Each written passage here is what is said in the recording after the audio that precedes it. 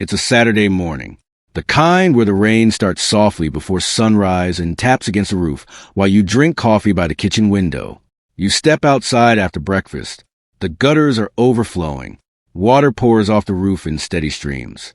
The ground is soaked. The barrels you bought last year sit empty in the garage because you never got around to setting them up. You stand there watching hundreds of gallons disappear into the storm drain. And for a second, you feel that familiar frustration. The feeling that valuable resources keep slipping away while you're left paying more every month. But here's the question almost nobody asks.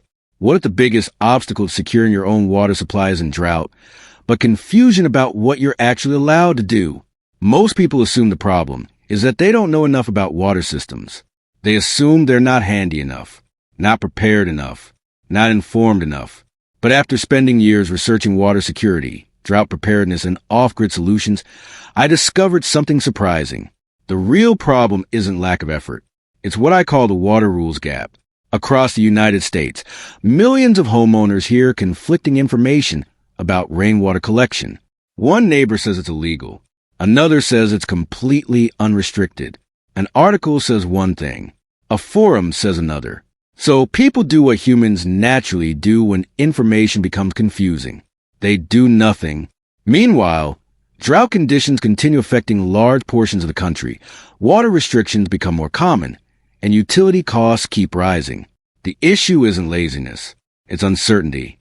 And uncertainty has become one of the most effective barriers to self-reliance. Let me show you what that looks like in real life.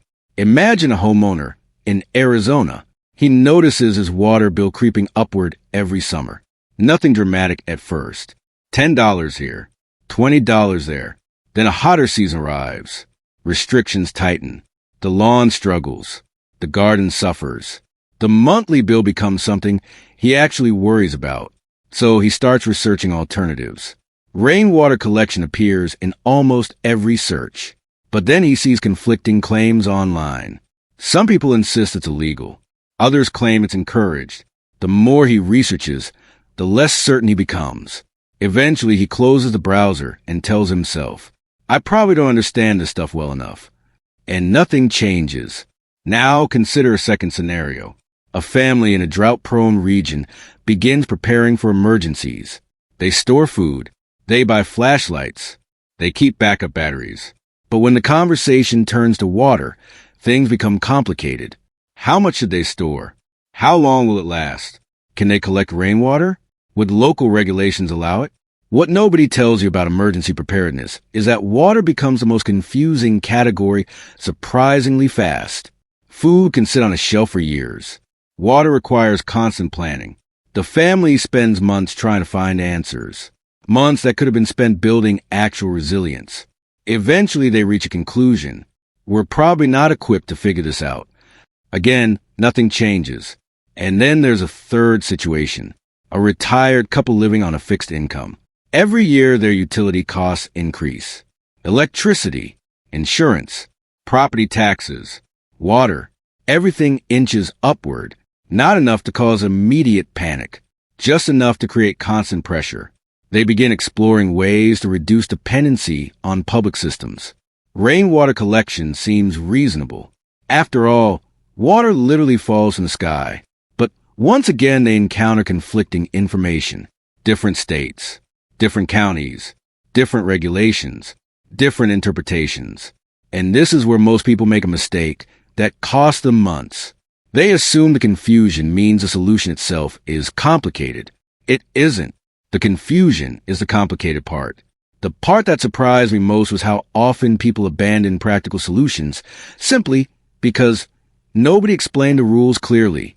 And here's what all three of these situations have in common.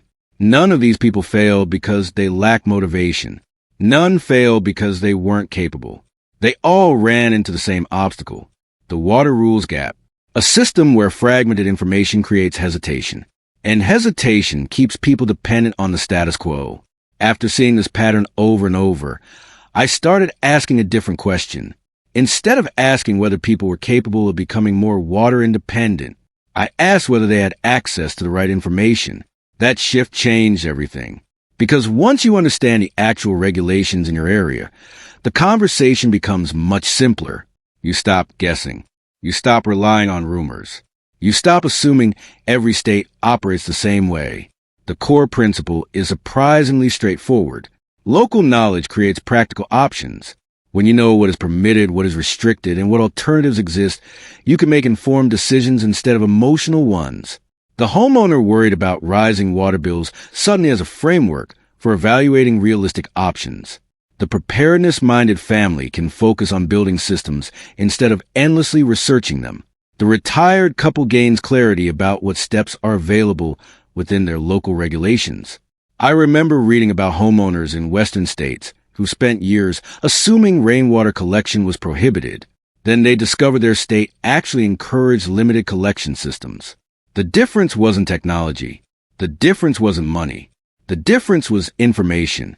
Once they understood the rules, they could move forward with confidence. That's why the most effective approach isn't chasing complicated solutions. It's understanding the landscape first. Everything else becomes easier after that. Now, maybe you're thinking, that sounds fine, but I'm not an expert in water regulations. Neither are most people, and that's exactly the point. You shouldn't need a law degree to understand whether collecting rainwater is allowed where you live.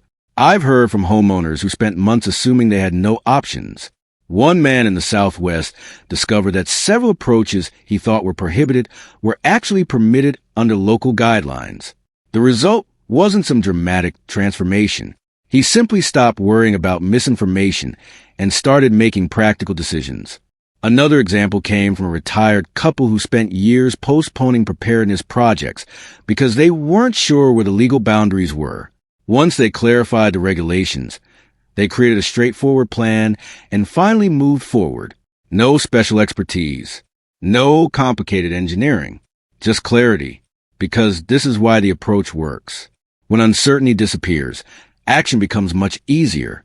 Now think about the next 6 months if nothing changes. The drought headlines continue. Water bills continue arriving. Restrictions continue appearing in some communities. And every time the topic comes up, you're left wondering whether there are options you haven't explored simply because the information feels confusing, not disastrous, just frustrating. A low-level uncertainty that never quite goes away. Now compare that with a different scenario. You spend a little time understanding the actual rules where you live. You know what's permitted.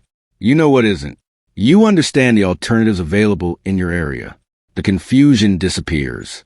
Not because the world changed, because your understanding changed. And that's an important distinction. You've already been doing the hard part. You've been paying attention. You've been trying to prepare. You've been looking for answers. The information simply hasn't been organized in a way that serves you. If there's one thing I've learned, it's this. Most people who worry about water security aren't uninformed. They're trying harder than most. The next step isn't doing more. It's seeing the situation more clearly. If you want to see the resource I use to better understand water independence options and preparedness strategies, I left it in the description. And if you found this useful, consider subscribing, leave a comment with your state's rainwater laws, and I'll see you in the next one.